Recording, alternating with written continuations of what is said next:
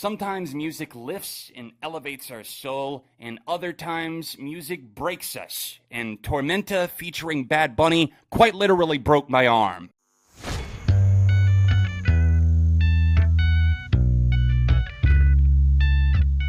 Hey neighbor, thanks for stopping by. My name is John, and it's time to review Album 8, Cracker Island by the British animated band Gorillaz. This is, of course, an effort that's been highly anticipated, and it's one that's taken a little bit longer than I would have expected. 5 singles have rolled out over the course of the past year, and I genuinely am not sure why this album took so long to come out, but from what I can tell, Parlophone Records is to blame. Plans for Song Machine Volume 2 were scrapped, with the first one rolling out through the pandemic-laden 2020, and I understand that may have derailed some of those plans, and a couple of the tracks that made their way onto Cracker Island were originally made with Song Machine Volume 2 in mind. Gorillaz have managed to be one of the most influential artists of the 21st century due to Damon's willingness to be fluid with genre, collaborations, not turning anyone away, which is why we see another wide range of guests presenting themselves and popping up throughout the track list of Cracker Island.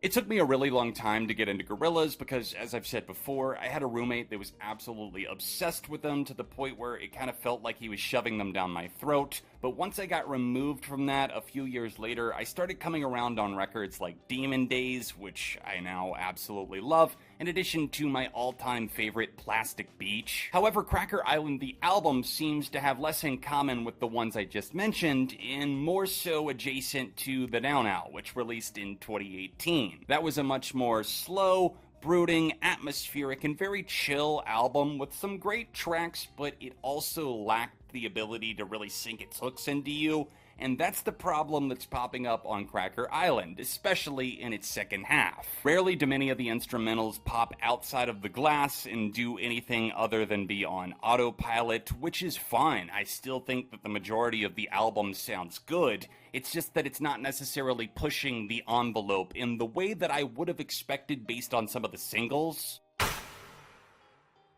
Rarely does Cracker Island break outside of its own mold to try something different. A lot of the instrumentals feel quite tame and a little bit sanitized. It feels like they've leaned a lot more into the synth pop side of things, which does work for them at times. Tracks like Aries have definitely popped off in the past, but this one in particular struggles to find its footing despite coming out of the gate pretty strong with a great batch of tracks. For example, one plane of existence, you have Oil featuring Stevie Nicks of Fleetwood Mac fame sounding incredible. I love the vivacious tone of this track and the way their voices work together in tandem to really pull out the best in each artist. And then you have the other side of the spectrum weighing it down like a ballast. It's Tormenta featuring Bad Bunny. Sometimes music lifts and elevates our soul, and other times music breaks us. And Tormenta featuring Bad Bunny quite literally broke my arm. Okay, so maybe the song didn't directly break my arm, but I was listening to it when I got into a freak longboarding accident and broke my radial head. Not Radiohead. I broke my radial head listening to Tormenta. Most of the time, I really do have a deep respect and appreciation for Damon's willingness to work with literally anybody and everybody. That is the open door policy that Gorillaz seems to have, and it's what made a lot of great songs on Song Machine and even albums like Humans happen and come to life. But on this track, it really just feels like Bad Bunny doing his typical reggaeton thing with a little bit more of a chilled out Gorillaz vibe, and the final results are not as bad as maybe they could have been. I've definitely heard Bad Bunny do worse, and I don't have anything against him as a dude. It seems like he does a lot for his community, but as an artist, oh my god, it is like nails on a chalkboard every time.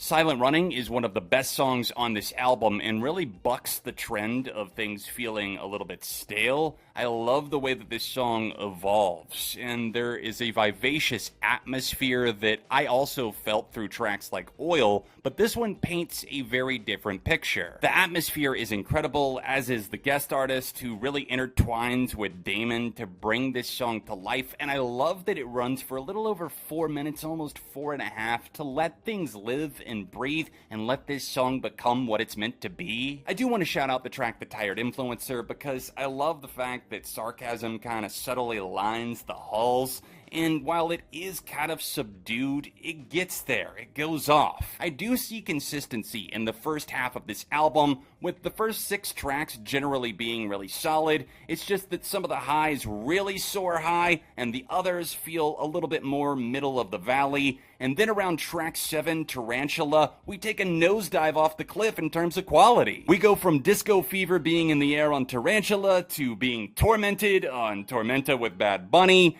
into Skinny Ape, which was done in collaboration with Greg Kurstin, among others. A track that just feels reckless, with some downright horrid, shuddering lyrics. I do enjoy the kind of punky outro to the track, but we move from that into a slow piano-led ballad with Beck, where he kind of harmonizes with Damon, kind of doesn't. It again kind of feels like a thought that was just stamped on there to get another name in the track list, and then the album finishes. Don't get it twisted, there's definitely some bang for your buck packed into the track list. It's just that a lot of the societal commentary and some of the kind of cutesy winks to the audience, they feel a little tired and half-baked, which is disappointing considering it's Damon Albarn. So yeah, I can't help but feel just a wee bit blue-balled by the 8th Gorillaz album, Cracker Island. There's some great moments on here though, I know that I'm going to be coming back to, especially with spring and summer just around the corner. It feels like it's kind of coming out at an awkward time. It took way too long to see the light of day. I'll be very curious to see what you guys are thinking, but I'm going to give this one a light 3 out of 5.